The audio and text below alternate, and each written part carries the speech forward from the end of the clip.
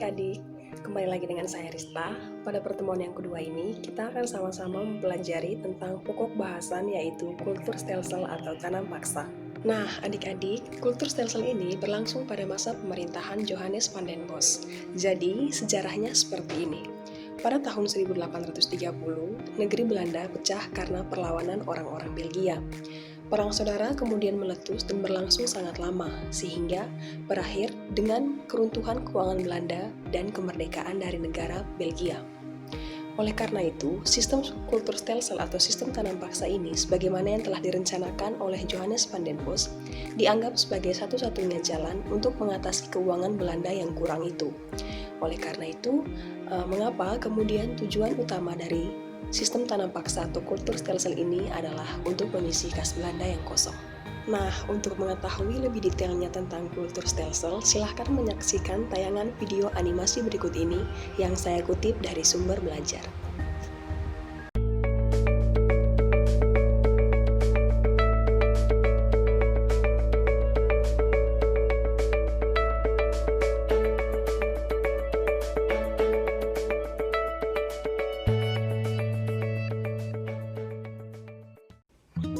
Sistem tanam paksa pemerintah kolonial Belanda.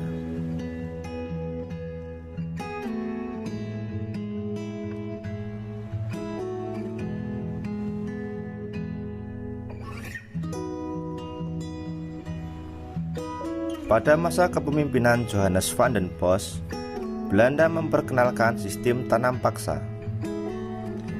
Sistem tanam paksa pertama kali diperkenalkan di Jawa dan dikembangkan di daerah-daerah lain di luar Jawa. Di Sumatera Barat, sistem tanam paksa dimulai sejak tahun 1847. Saat itu penduduk yang telah lama menanam kopi secara bebas dipaksa menanam kopi untuk diserahkan kepada pemerintah kolonial. Sistem yang hampir sama juga dilaksanakan di tempat lain seperti Minahasa, Lampung, dan Palembang. Pelaksanaan tanam paksa banyak terjadi penyimpangan, di antaranya sebagai berikut. 1. Jatah tanah untuk tanaman ekspor melebihi 1/5 tanah garapan. Yang kedua, rakyat lebih banyak mencurahkan perhatian, tenaga, dan waktunya untuk tanaman ekspor, sehingga banyak yang tidak sempat mengerjakan sawah dan ladangnya sendiri. Yang ketiga, rakyat yang tidak memiliki tanah harus bekerja melebihi 1/5 tahun. Yang keempat, waktu pelaksanaan tanam paksa ternyata melebihi waktu tanam padi atau 3 bulan, sebab tanaman-tanaman perkebunan memerlukan perawatan terus-menerus. Yang kelima, setiap kelebihan hasil panen dari jumlah pajak yang harus dibayarkan kembali kepada rakyat ternyata tidak dikembalikan kepada rakyat.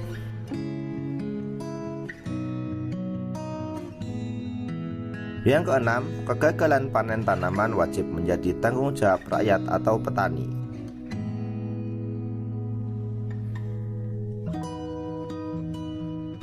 Adanya penyimpangan-penyimpangan pelaksanaan tanam paksa membawa akibat yang memberatkan rakyat Indonesia.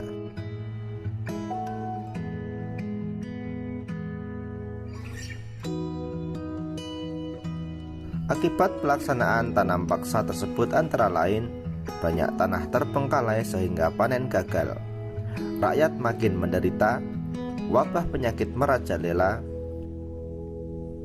bahaya kelaparan melanda Cirebon dan memaksa rakyat mengungsi ke daerah lain untuk menyelamatkan diri.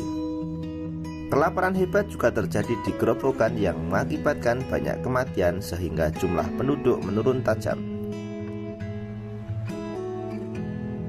Tanam paksa yang diterapkan Belanda di Indonesia ternyata mengakibatkan aksi penentangan. Berkat adanya kecaman dari berbagai pihak, akhirnya pemerintah Belanda menghapus tanam paksa secara bertahap. Salah satu tokoh Belanda yang menentang sistem tanam paksa adalah Douwes Dekker dengan nama samaran Multatuli. Dia menentang tanam paksa dengan mengarang buku berjudul Mark Havelaar. Edward de Vosdekker mengajukan tuntutan kepada pemerintah kolonial Belanda untuk lebih memperhatikan kehidupan bangsa Indonesia karena kejayaan negeri Belanda itu merupakan hasil tetesan keringat rakyat Indonesia. Adik-adik, sekian saja untuk penjelasan kultur stelsel pada pertemuan yang kedua ini. Untuk materi lengkapnya mencakup latar belakang, tujuan, pokok-pokok kultur stelsel, aturan pencegahan penyalahgunaan kultur stelsel, serta pelaksanaan kultur stelsel dapat kalian baca pada modul yang sudah saya kirimkan minggu lalu. Sekian penjelasan dari saya, sampai jumpa dan Tuhan memberkati.